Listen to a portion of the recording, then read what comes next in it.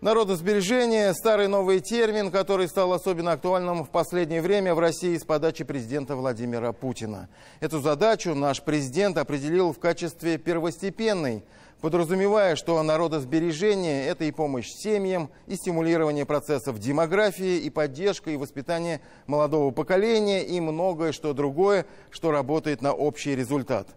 Если уж здесь привести аналогию с экономикой, важно, чтобы не только появлялись и развивались новые предприятия, но и не закрывались действующие.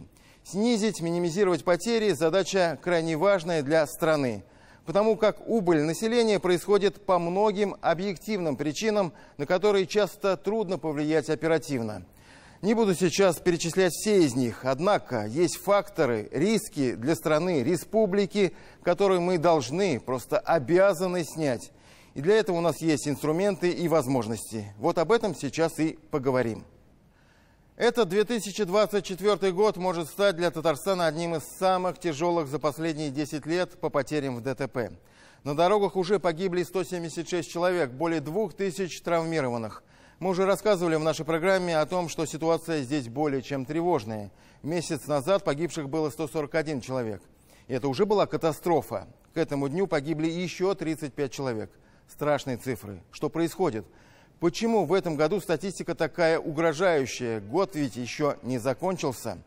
Эта трагедия вскрыла и другие проблемы. Во многих случаях виновники ДТП не раз привлекались к административной ответственности, то есть являлись злостными нарушителями ПДД.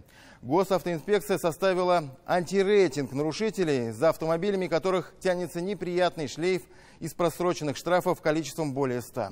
В этом списке лидирует Казань, где зафиксировано 222 дорожных рецидивиста с правами. Затем идут Челны с показателем 41 нарушителей. По сути, города большие и на душу населения не такая ощутимая цифра. Но убивает третье место Лаишевского района с 15 автолюбителями хамского поведения. Затем идут Нижнекамский, Пестричинский, Елабужский, Альметьевский, Зеленодольский, Высокогорские районы. Закрывает, как ни цинично это прозвучит, топ-10 районов Верхнеуслонский с показателем 8 нарушителей. Мы сейчас озвучиваем не проблему того, что эти люди не оплатили штраф. Мы обращаем внимание на то, что они имеют больше 100 нарушений за короткий период времени. Показное игнорирование законов рано или поздно может привести к трагедии, где могут погибнуть невинные люди, дети. Кто-то скажет, не нагнетайте тучи. Большинство нарушений, 95%, это превышение скорости на 20-40 км в час. Но общемировая дорожная закономерность свидетельствует, превышение скорости даже на 10 км увеличивает риск попадания в ДТП в 1,5 раза. Репортаж Ленара Валиулова.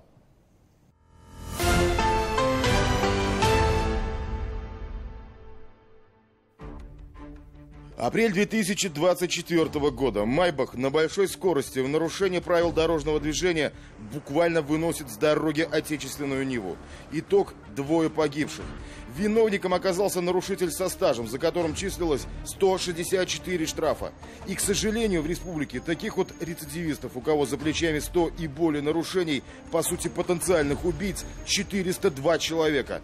Похоже, эти всадники дорожного апокалипсиса решили навести в 2024 свой порядок.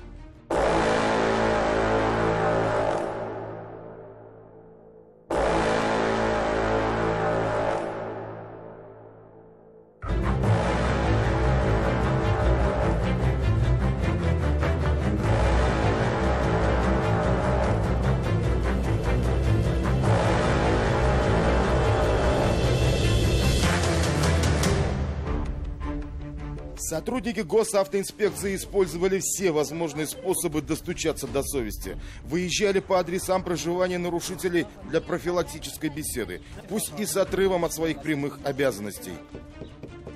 Также было увеличено количество мобильных постовых служб ГАИ, и не только внутри городов, но и на трассах. Все хорошо? Просрочено штраф нет? Но только договориться не получилось. За июль на дорогах погибли еще 35 человек. Причины все те же. Основная причина – это встречные столкновения, это пренебрежение управления транспортным средством в утомленном состоянии, в алкогольном опьянении, неприменение ремней безопасности. Даже на Кольцевом, когда выезжаю, там по правилам должны выезжать по крайней правой, да? Максимум там на второй полосе есть 4 полосы. Но бывает то, что люди выезжают прямо и спешат куда-то, я не знаю куда. По первой, по второй полосе уже прямо выезжают и подрезают остальных. Ну да, раньше жила в республике Мариэл, как бы там было поспокойнее. Здесь, конечно, нужно всегда смотреть по сторонам, чтобы, не дай бог, не попасть в аварию. А сами нарушаете? Ну, бывает, без этого никак. Но я оплачиваю вовремя. Похоже, наступает время, когда и в нашей стране пора ужесточать меры борьбы с патологическими нарушителями. Причины очевидны. Не понимает наш человек правил, а начинать надо с медиков. Вообще, на самом деле, за рулем, даже вот если посмотреть среди опытных водителей, много слишком эмоциональных людей. Мне кажется, некоторых нужно бы еще раз загнать к психиатру на более тщательную проверку, потому что на сегодняшний день проверка у психиатра, как я считаю, проходит не совсем должным образом. Как бы люди приходят, им задают пару вопросов, понятно, что врач-профессионал по ним может какие-то существенные отклонения уже выявить, но если это какие-то более мелкие отклонения, которые человек может контролировать в нужный ему момент, то такой человек без проблем садится за руль. А уже потом начинается вот эти вот газ в пол при любом там нервном состоянии, выпитый алкоголь тоже пойду, сяду, прокачусь, проветрюсь, успокоюсь, и это как раз-таки приводит к трагедии. С нарушителями разговор должен быть коротким, тем более личности известные. Есть даже антирейтинг по 100-бальникам, нарушителям, которые засветились больше сотни раз. По информации татарстанского телеграм-канала Stop City Racing, лидирующую позицию занимает Адель Гимаддинов, который нарушил 223 раза и накатал на сумму в 233 тысячи рублей. За ним следует Донатас Вайтукайтис. У него 192 штрафа и 133 тысячи рублей. Результат автомобиля, зарегистрированного на Утю Михай, оказался более скромным. В 108 зафиксированных нарушениях светится 112 тысяч. На этом неолимпийском ристалище блеснули все районы. Казань и Челны закономерно в первой тройке лидеров. Но что там делает Лаишевский район с 15 должниками? Видимо, сказывается близость столицы. В топ-10 рецидивистов попали Нижнекамский район, Пестричинский, Елабужский, Альметьевский, Зеленодольский, Высокогорский районы. Пелотон чемпионов закрывают нарушители с Верхнего Услона. Безобразную езду у нас в Татарстане отмечают и туристы. А водители в России как себя ведут на дорогах? Нормально. Нормально абсолютно. На дороге, на трассе нормально. Показания носятся, видел, показания. Лихих голов хватает. Немного утешило национальное самолюбие признание другого туриста из Караганды. Любят погонять. У нас очень опасная Балхашская трасса. Там каждый день исход летальный идет. В демократической Германии водителей научили уважать дорожные правила. Помимо бешеных штрафов, у них предусмотрены штрафные баллы. Набрал 8, прав не лишают, их аннулируют. Хочешь получить новые, обучись снова. Но перед этим, будь добр, пройди платное медико-психологическое обследование, называемое в народе тест на идиотизм. Проходят не все. За океаном в США в зависимости от штата либо штрафуют на баснословные суммы, либо за нарушение присуждают штрафные очки. Мало того, что эти очки увеличивают плату за страховку на сумму от 100 до 300 долларов за каждое, так после 18 очков приостанавливают действие водительской лицензии. Нарушители из антирейтинга, похоже, добьются того же и у нас в России, когда дешевле станет ходить пешком. И надо использовать всевозможные законные способы борьбы с потенциальными убийцами, невзирая на чины и регалии. Поговорку «какой русский не любит быстрой езды» мы воспринимаем как бравадную национальную фишку нашего народа.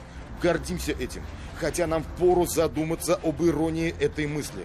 Да что говорить, только в России лежачий полицейский носит не предупредительный, как в Европе, а карательный характер. Только в России в это дорожное сооружение, а оно похоже на полноценное сооружение на некоторых улицах населенных пунктов, можно врезаться. Но это нас не останавливает. В памяти всплывает аналогия с одним домашним животным и воротами. Но это будет слишком грубо. Ленар Валиулов, Булат Абдульманов, Роман Безменов. 7 дней.